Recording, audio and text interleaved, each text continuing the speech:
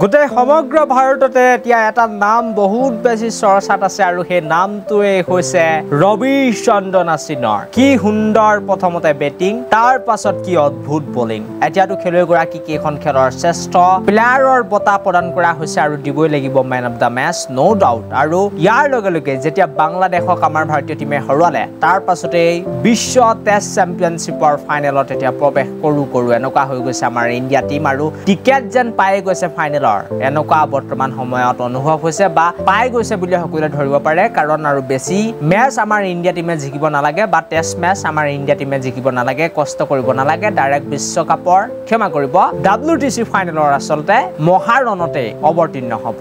গতিকে প্ৰথমতে আজি ভিডিঅ'টো সেইবাবে এটা লাইক হ'ব লাগে।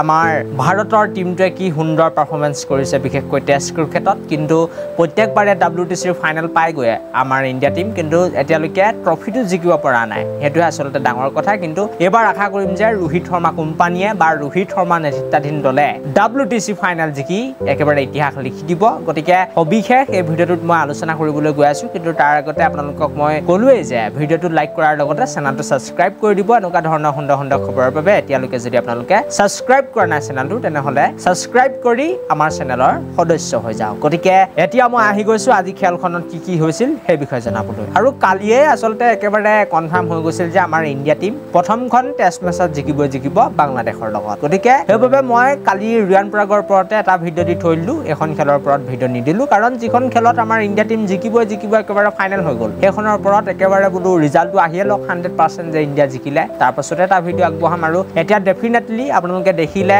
280 ৰানত এই খেলখনত বাংলাদেশৰ বিৰুদ্ধে আমাৰ ইণ্ডিয়া টিম জিকিছে আৰু জয়ৰ যাত্ৰা অব্যাহত ৰাখিছে টেষ্ট ক্ৰিকেটত বুলি মই ক'ম। কি সুন্দৰ বেটিং, বিশেষকৈ মই প্ৰশংসাৰে বচাব লাগিব ৰবিচন্দ্ৰন অশ্বিনক, চুমন গিলক, ঋষভ পন্তক, সকলোকে আচলতে মই প্ৰশংসাৰে বচাব লাগিব। তাৰ লগতে বলিঙত ৰবীন্দ্ৰ জাদেজাই ভাল কৰিছিল। প্ৰথম ইনিংছত যেতিয়া বাংলাদেশে বেটিং কৰিবলৈ আহিলে তেতিয়া বুমৰাই ভাল বলিং কৰিলে। ইয়াৰ পাছতে ছেকেণ্ড ইনিংছত আন্না উজলি উঠিল, 6টা উইকেট লৈ ল'লে। গতিকে যেতিয়া এটা টিমে গোটেই 11 গৰাকী খেলুৱৈ আচলতে নিজৰ 100% পাৰফৰ্মেঞ্চ আগবঢ়াই দিয়ে ন, তেতিয়া সেইটো টিমক কোনো হৰাব নোৱাৰে, বিশেষকৈ আমাৰ ইণ্ডিয়াৰ দৰে টিমক। এতিয়া আপোনালোকে দেখিলে প্ৰথম ইনিংছত যি কেইগৰাকী খেলুৱৈ ৰান মাৰিব নোৱাৰিলে তেওঁলোকে ছেকেণ্ড ইনিংছত ৰান বনালে। বিশেষকৈ মই কথা কৈ আছোঁ চুমন গিল হওক, ঋষভ পন্তে অকণমান ভাল ইনিংছ খেলিছিল প্ৰথম ইনিংছত, কিন্তু ছেকেণ্ড ইনিংছত দেখিলে বাংলাদেশৰ বিৰুদ্ধে একেবাৰে শতক মাৰি দিলে, নট আউট হৈ থাকিলে। গতিকে তেনেকুৱা যদি সহযোগিতা গোটেই টিমটোৰ 11 গৰাকী খেলুৱৈ আগবঢ়ায়, তেনেহ'লে নিশ্চিতভাৱে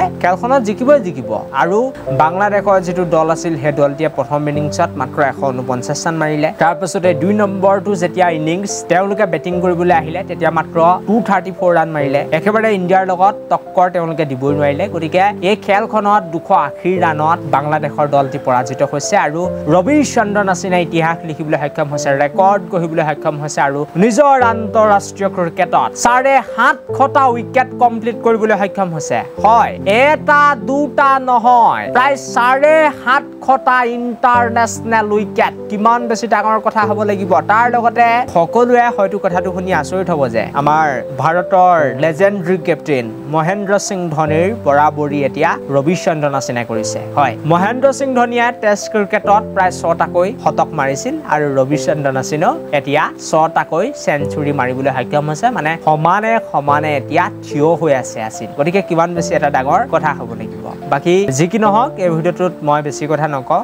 ইমানতে মই আজি ভিডিঅ'টো সামৰণি মাৰিব বিচাৰিলোঁ। থেংক ইউ ফৰ ৱাচিং দিছ ভিডিঅ'।